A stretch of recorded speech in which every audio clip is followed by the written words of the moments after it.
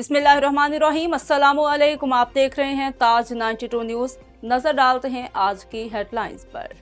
हर साल की तरह इस साल भी 14 मार्च को दरियाओं के तहफ़्फ़ुज़ का आलमी दिन मनाया गया। दरियाओं के आलमी दिन की मुनासबत से इंडिजेंस राइट्स अलायंस की मेज़बानी में गुज़श्ता रोज़ दरसान छन्ना सदीक गार्डन में कराची के नदी नालों आबी गुज़रगाहों के तहफ़्फ़ुज़ के लिए एक तकरीब का इनेकाद किया गया।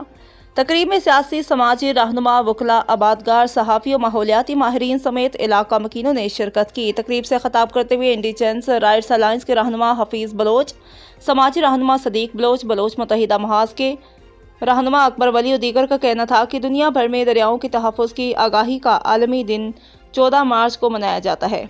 इस दिन के मनाने का मकसद दरियाओं के पानी और आबी हयात को महफूज बनाने के लिए अवामी शऊर उजागर करना है। लियारी नदी और मलीर नदी को गटर नालों में तब्दील किया गया है। नदियों और आबी गुज़रगाहों के बदौलत कराची की ज़मीन समुद्र के खारे पानी से महफूज रहती थी।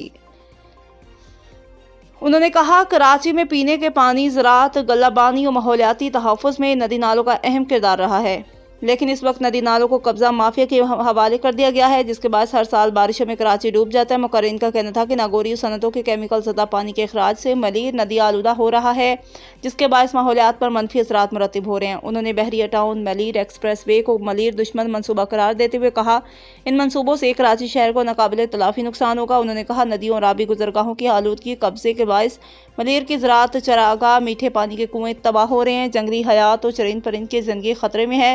इनके तहफ़्फ़ुज़ के लिए हम सबको मुत्तहिद होकर सियासी और कानूनी जद्दोजहद करना होगी।